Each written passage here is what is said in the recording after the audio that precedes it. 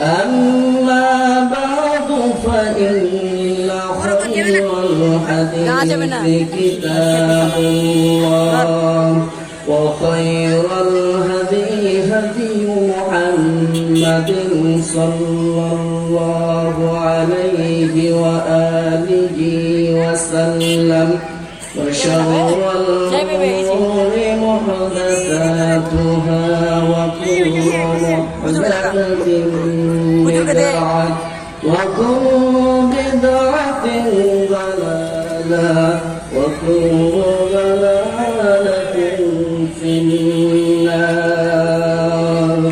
أعوذ بالله من الشيطان الرجيم. بسم الله الرحمن الرحيم. يا أيها الذين آمنوا أطيعوا الله وأطيعوا الرسول ولا تبطلوا أعمالكم. وعن عائشة قالت قال رسول الله صلى الله عليه وسلم من عمل عملا ليس عليه أمرنا رواه البخاري بسند صحيح. প্রিয় উপস্থিতি, নবগঞ্জ দারুল হাদিস মাদ্রাসা কর্তৃক আয়োজিত বিরাট তাফসিরুল কোরআন মাহফিলের সম্মানিত সভাপতি, সম্মানিত বিশেষ অতিথি এবং উপস্থিত সকল শ্রদ্ধাভাজন ব্যক্তিত্ব, স্নেহের কচিকাচারা, সকলকে আমার পক্ষ থেকে সালাম জানাই। আসসালামু আলাইকুম ওয়া রাহমাতুল্লাহ।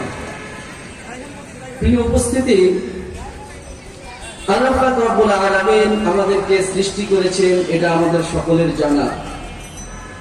উদ্দেশ্য, আল্লাহ পাক রব্বুল আলামিন বলেছেন যে ওয়া মা খালাকাতুল জিন্না ওয়াল ইনসা ইল্লা লিয়াবুদুন। আমি মানুষ এবং এই জিন জাতিকে, মানুষ এবং জিন জাতিকে শুধুমাত্র কেবলমাত্র আমার ইবাদত বন্দী করার জন্য আমি সৃষ্টি করেছি।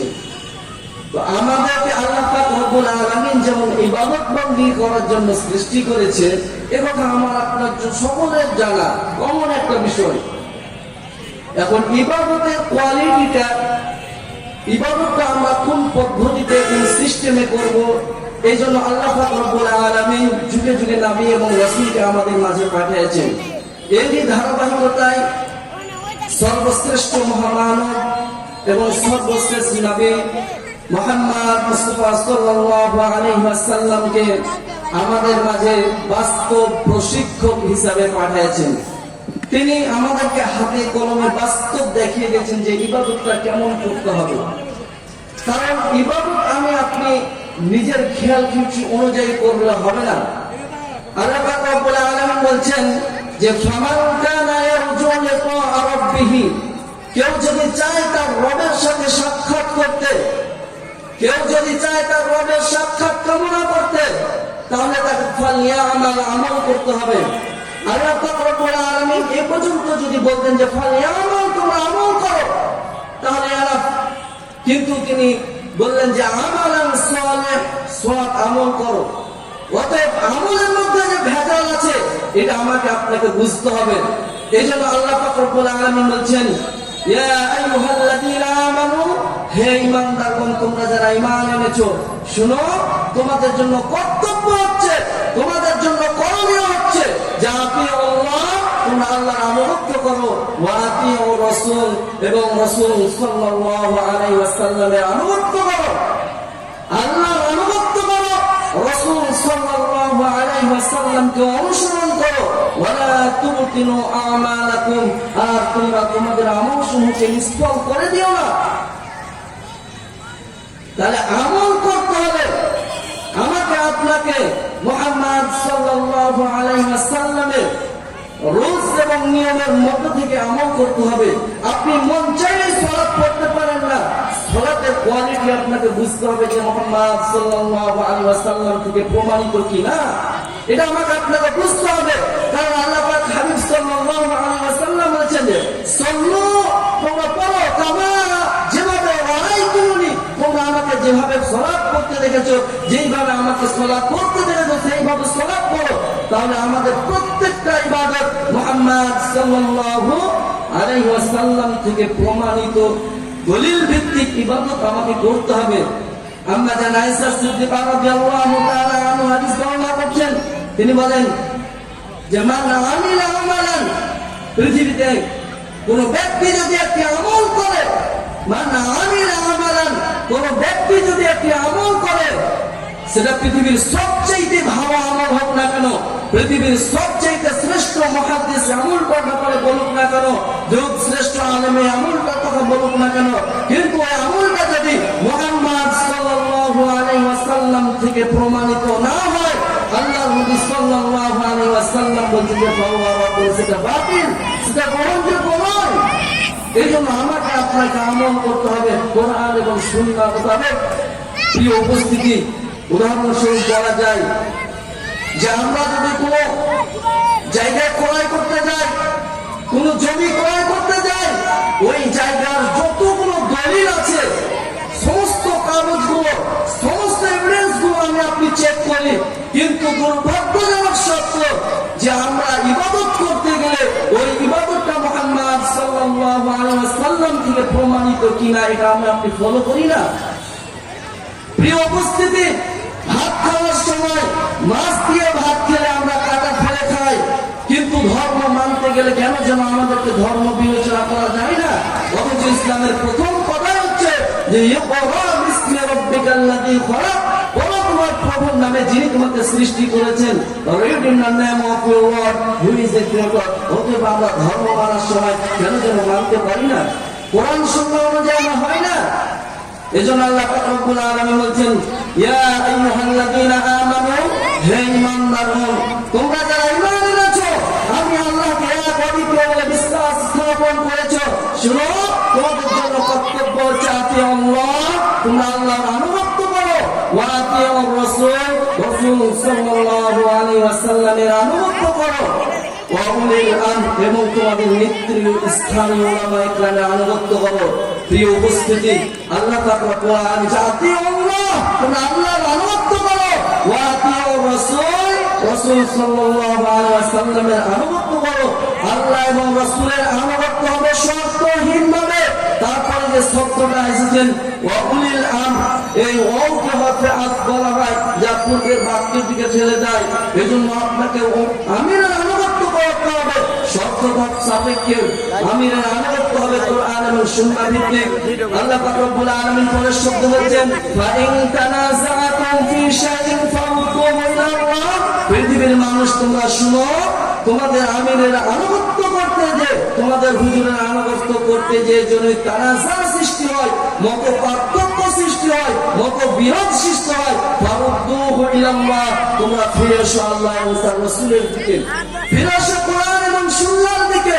যালিকা খায়রুন ওয়া আহসানু তা'ওয়িলা, আর এটাই হচ্ছে সবচেয়ে উত্তম পথ, এটাই হচ্ছে সবচেয়ে সহজ পথ, যদি তোমরা পরকালে বিশ্বাসী হও। প্রিয় উপস্থিতি, আমাদেরকে ইবাদত করার জন্য যেমন সৃষ্টি করেছেন, তেমন আমাদেরকে ইবাদতের কোয়ালিটি নির্ণয় করার জন্য মুহাম্মদ সাল্লাল্লাহু আলাইহি ওয়াসাল্লামকে আমাদের মাঝে প্রেরণ করেছেন। মুহাম্মদ সাল্লাল্লাহু আলাইহি ওয়াসাল্লাম যেইভাবে তিনি ইবাদত করতে বলেছেন, আমাকে আপনাকে সেইভাবে ইবাদত করতে হবে। এজন্য আম্মা জান আয়েশা সিদ্দিকা রাদিয়াল্লাহু তাআলা আনহা বর্ণনা করছেন, তিনি বলেন, মান আমিলা আমালান, পৃথিবীর মানুষ শুনো, কোন ব্যক্তি যদি একটি আমল করে, পৃথিবীতে সবচাইতে ভালো আমল হোক না কেন, কিন্তু ওই আমলটার ব্যাপারে মুহাম্মদ সাল্লাল্লাহু আলাইহি ওয়াসাল্লাম অনুমোদন দেয়নি, মুহাম্মদ সাল্লাল্লাহু আলাইহি ওয়াসাল্লাম থেকে প্রমাণিত নয়, সেই আমলটি কওয়ারাতুন, সেটা বাতিল, সেটা গ্রহণযোগ্য হবে না। প্রিয় উপস্থিতি, যদি আমরা কোরআন এবং সুন্নাহ ভিত্তিক আমল করতে যাই, তাহলে আমাদের জন্য পরকালে যে পুরস্কার আল্লাহ পাক রব্বুল আলামিন রেখেছেন আমাদের জন্য প্রস্তুত করে, তিনি বলেছেন যে ইন্নাল্লাযীনা আমানু, নিশ্চয় যারা ঈমান এনেছে, ওয়া আমিলুস সালিহাত, আর সৎ আমল করেছে, কানাত লাহুম লাহুম জান্নাতুল ফিরদাউস নুজুলা, তাদের জন্য আমি আল্লাহ পাক রব্বুল আলামিন জান্নাতুল ফিরদাউসকে প্রস্তুত করে রেখেছি, রেডি করে রেখেছি তাদের আপ্যায়নের জন্য। শুধুমাত্র আমাকে আপনাকে ফলো করতে হবে কোরআন এবং সুন্নাহ, আমল করতে হবে কোরআন এবং সুন্নাহ অনুযায়ী। আমল করতে যে পৃথিবীতে কে আপনার প্রতি রাজি হলো, কে আপনার প্রতি বেজার হলো, এটা বিষয় নয়। আপনি রাজি এবং খুশি করবেন আপনার রবকে। এজন্য আল্লাহ পাক রব্বুল আলামিন বলেন, আল্লাযী খালাকাল মাউত, তিনি সেই সত্তা যিনি সৃষ্টি করেছেন তোমাদের মৃত্যুকে, ওয়াল হায়াতা, এবং সৃষ্টি করেছেন তোমাদের এই জীবনকে। কেন? লিয়াবলুয়াকুম, এই জন্য যে আহসানু আইয়ুকুম আহসানু আমালা, পৃথিবীতে জীবন এবং এই মৃত্যুর মাঝে যে সময়টা আছে, আপনার জীবন এবং মৃত্যুর মাঝে যে সময়টা আছে, এই সময়টাই সবচাইতে ভালো আমল করে কে আমার কাছে আসতে পারে, কে আমার কাছে রিটার্ন হতে পারে। প্রিয় উপস্থিতি, আল্লাহর নবী সাল্লাল্লাহু আলাইহি ওয়াসাল্লাম বর্ণনা করেছেন, লা তাজুরু কদমা ইবনে আদম ইয়াউমাল কিয়ামাতি মিন ইনদি রাব্বি হাত্তা ইসআলা আন খামসিন। ইবনে মাসউদ রাদিয়াল্লাহু তাআলা হাদিসটি বর্ণনা করেছেন, আল্লাহর নবী সাল্লাল্লাহু আলাইহি ওয়াসাল্লাম বলেছেন, লা তাজুরু কদমা ইবনে আদম, কিয়ামতের ময়দানে প্রত্যেক আদম সন্তান আল্লাহ পাক রব্বুল আলামিনের সামনে দাঁড়িয়ে থাকবে, এক চুল পরিমাণ পা সরাতে পারবে না, হাত্তা ততক্ষণ পর্যন্ত, যতক্ষণ হাত্তা ইসআলা আন খামসিন, যতক্ষণ না 5টা প্রশ্নের উত্তর দিতে পারবে আমাকে আপনাকে আমার রবের সামনে। প্রিয় উপস্থিতি, আমাকে আপনাকে আমাদের রবের সামনে উপস্থিত হতে হবে, আমাদেরকে বুঝিয়ে দিতে হবে আমাদের জীবনের সেই সময়টা।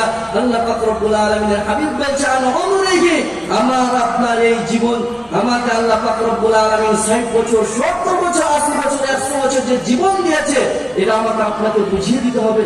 প্রিয় উপস্থিতি, আমি আপনাকে বুঝাতে পারলাম না।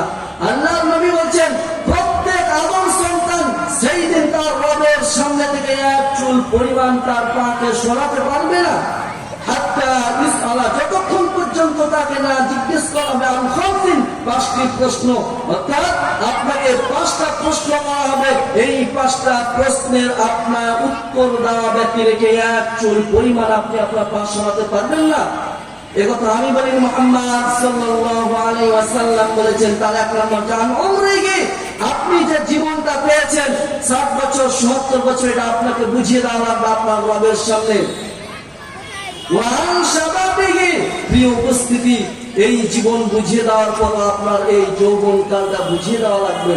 ওয়ান শাবাবিহি, প্রিয় উপস্থিতি, এই জীবনের মধ্যেও কিন্তু যৌবন কালটা আছে, কিন্তু আল্লাহ পাক রব্বুল আলামিন স্পেশাল ভাবে বলেছেন যে ওয়ান শাবাবিহি, আপনাকে বুঝিয়ে দেওয়া লাগবে এই যৌবন অবস্থাটা, যৌবনের কালটা, যৌবনটা আপনি কোথায় বিনাশ করেছেন, আমাকে বুঝিয়ে দেওয়া লাগবে, হিসাব দেওয়া লাগবে।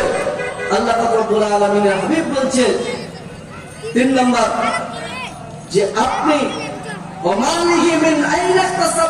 আপনি যে সম্পদটা অর্জন করেছে, কোথা থেকে অর্জন করেছে, এটা আপনাকে বুঝিয়ে দেওয়া লাগবে। 4 নম্বর হচ্ছে আপনার সম্পদ আপনি উপার্জন করেছেন, কিন্তু এই সম্পদটা আপনি কোন পথে কিভাবে আপনি ব্যয় করেছেন, এটাও আপনাকে বুঝিয়ে দেওয়া লাগবে। প্রিয় উপস্থিতি, আপনাকে সর্বশেষ যেটা বুঝিয়ে দেওয়া লাগবে সেটা হচ্ছে ওমাদা আমিলা ফিমা আলিমা। প্রিয় উপস্থিতি, আপনাকে বুঝিয়ে দেওয়া লাগবে আপনি যে পরিমাণ জ্ঞান অর্জন করেছেন, এই জ্ঞান অনুযায়ী আপনি কি আমলটা করেছেন, এটা আপনাকে বুঝিয়ে দেওয়া লাগবে। আমি জানি মিথ্যা কথা বলা অপরাধ, আপনি জানি ঘুষ খাওয়া, সুদ খাওয়া অপরাধ, কিন্তু আমি এগুলো থেকে বিরত থাকতে পারি না। প্রিয় উপস্থিতি, আমাকে আপনাকে বুঝিয়ে দেওয়া লাগবে। আল্লাহর নবী সাল্লাল্লাহু আলাইহি ওয়াসাল্লামের কাছে একজন সাহাবী, একজন বেদুইন আসলেন। তিনি জিজ্ঞেস করলেন আল্লাহ রাসূল সাল্লাল্লাহু আলাইহি ওয়াসাল্লামকে, তিনি বললেন, দুল্লানি আলা আমালিন ইযা আমিলতুহু, হে আল্লাহ রাসূল সাল্লাল্লাহু আলাইহি ওয়াসাল্লাম, আপনি আমাকে এমন আমলের কথা বলুন যে আমলটি করলে দাখালতুল জান্নাহ, আমি জান্নাতে প্রবেশ করব, এমন একটি আমলের কথা আমাকে বলুন হে আল্লাহ রাসূল সাল্লাল্লাহু আলাইহি ওয়াসাল্লাম। আল্লাহ পাক রব্বুল আলামিনের হাবিব বলেন, তাআবুদুল্লাহ, তুমি আল্লাহর ইবাদত করো, আল্লাহর ইবাদত করো, আর তার ইবাদতের সাথে তুমি কাউকে শরীক করবে না। তুমি তার ইবাদত করবে আর পাশাপাশি তার ইবাদতে কাউকে তুমি শরীক করবে না। আর 5 ওয়াক্ত সালাত তুকিমুস সালাহ, এবং 5 ওয়াক্ত সালাত তুমি যথাসময়ে আদায় করবে। অত আদিস যাকাত আল মাফরুদা, আর তুমি ফরজ যাকাত আদায় করবে। তাসুমু, এবং রমাদান মাসের সিয়াম তুমি পালন করবে। প্রিয় উপস্থিতি, আল্লাহ নবী সাল্লাল্লাহু আলাইহি ওয়াসাল্লাম তাকে কয়েকটি বিষয় উপদেশ দিলেন। আল্লাহ তিনি বললেন তুমি ইবাদত করবে আল্লাহর ইবাদত করতে যে তুমি তার সাথে কাউকে শরীক করবে না। 3 নম্বরে তিনি বললেন তুমি 5 ওয়াক্ত সালাত করবে। 4 নম্বরে তিনি বললেন তুমি ফরজ যাকাত আদায় করবে সমর্থ থাকলে। 5 নম্বরে ফরজ সিয়াম তুমি পালন করবে। এই কথা শোনার পর ওই ব্যক্তি বলছে আল্লাযী নাফসি বিয়াদিহি, আমি সেই সত্তার কসম করে বলছি যার হাতে প্রাণ, আমি এর চাইতে বেশিও করব না, এর চাইতে কমও করব না। এই কথা যখন বলে চলে যাচ্ছেন ওই ব্যক্তিটি, আল্লাহ রাসূল সাল্লাল্লাহু আলাইহি ওয়াসাল্লাম সাহাবীদেরকে বলছেন ওয়া মা শাবিরা, ওয়া মা শাবিরা, তোমরা যদি কোনো জান্নাতি ব্যক্তি দেখতে চাও তাহলে এই ব্যক্তির দিকে দেখো। এই ব্যক্তি হচ্ছে জান্নাতি ব্যক্তি। কেন? সে তো এখনো আমলই করেনি। আল্লাহ রাসূল সাল্লাল্লাহু আলাইহি ওয়াসাল্লামের কাছে আমলের কথা জিজ্ঞেস করলেন। আল্লাহ পাক রব্বুল আলামিনের হাবিব তাকে আমলের কথা বললেন। যাওয়ার সময় আল্লাহ রাসূল সাল্লাল্লাহু আলাইহি ওয়াসাল্লাম স্যাটিসফাই করছেন যে এই ব্যক্তিটি হচ্ছে জান্নাতি ব্যক্তি। তোমরা কি কেউ দেখতে চাও? জান্নাতি ব্যক্তি দেখতে চাও? যদি দেখতে চাও তাহলে এই ব্যক্তির দিকে দেখো, ইনি হচ্ছে জান্নাতি ব্যক্তি। প্রিয় উপস্থিতি, কেন? আল্লাহ রাসূল সাল্লাল্লাহু আলাইহি ওয়াসাল্লাম তাকে যেভাবে ইবাদতের কথা বললো সেইভাবে তিনি ইবাদত করবে। এর চাইতে কমও করবে না, এর চাইতে বেশিও করবে না। প্রিয় উপস্থিতি, ইবাদত আমাদেরকে করতে হবে কোরআন এবং সুন্নাহ অনুযায়ী। কোরআন এবং সুন্নাহ একাধিকভাবে এ কথাই প্রমাণ করে আল্লাহ পাক রব্বুল আলামিন বলেন যে ওয়াকাদিমনা ইলা মা আমিলু মিন আমালিন ফাজআলনাহু হাবাআন মানসুরা। সেই দিন আল্লাহ পাক রব্বুল আলামিন ওয়াকাদিমনা, সেই দিকে অগ্রসর হবে, ইলা মা আমিলু, যা তারা আমল করেছিল। আমি আপনি যে সালাত আদায় করেছি, আমি আপনি যে সিয়াম পালন করেছি, আমি আপনি যে যাকাত দিয়েছি, আমি আপনি যে হজ করেছি, আল্লাহ পাক রব্বুল আলামিন সেই দিন চেক করবেন। সেই দিন দেখবেন আমাদের আমলগুলোকে। দেখার পরে ফাজআলনাহু হাবাআন মানসুরা, সেই দিন আল্লাহ পাক রব্বুল আলামিন দিয়ে আমলগুলোকে ধুলি ধুলায় রূপান্তরিত করে দেবে। প্রিয় উপস্থিতি, আমার সালাত, অথচ আমি দুনিয়াতে সালাতি ব্যক্তি ছিলাম, অথচ আমি দুনিয়াতে হাজী সাহেব ছিলাম, আমি দুনিয়াতে যাকাত আদায়কারী ব্যক্তি ছিলাম, তারপরেও আমার এই ইবাদতগুলো কিয়ামতের ময়দানে আমাকে বাঁচাতে পারবে না। এইজন্য আম্মা জান আয়েশা সিদ্দিকা রাদিয়াল্লাহু তাআলা আনহা বর্ণনা করছেন, তিনি বলেন যে মান আমিলা আমালান, যে ব্যক্তি একটি আমল করলো, এই আমলটি যদি মুহাম্মদ সাল্লাল্লাহু আলাইহি ওয়াসাল্লাম থেকে প্রমাণিত না হয়, সেই আমলটি ফাওয়ারাতুন, সেটা বাতিল। এটা আপনার যত ভালো আমল হোক না কেন, পৃথিবীর যতই বড় আমল কোরআন এবং সুন্নাহর বাইরে আপনি করেন না কেন, এর জন্য সারা পৃথিবীর আমল আলেম যদি স্যাটিসফাই করে আমলের ব্যাপারে, আর মুহাম্মদ সাল্লাল্লাহু আলাইহি ওয়াসাল্লাম থেকে যদি প্রমাণিত না হয়, তাহলে ফাওয়ারাতুন, সেটা টিকবে না, সেটা কিয়ামতের ময়দানে আমাকে আপনাকে বাঁচাতে পারবে না। প্রিয় উপস্থিতি, আমি বলতে চাচ্ছিলাম যে আমলের মধ্যে যে ভেজাল আছে এটা আমাকে আপনাকে বুঝতে হবে। আমলের মধ্যে যে ঝামেলা আছে এটা আমাকে আপনাকে বুঝতে হবে। কেন? আল্লাহ নবী সাল্লাল্লাহু আলাইহি ওয়াসাল্লামকে যে আল্লাহ পাক রব্বুল আলামিন সবচেয়ে বড় মুজিজা কি দিয়েছে বলেন তো? কোরআন মাজিদ।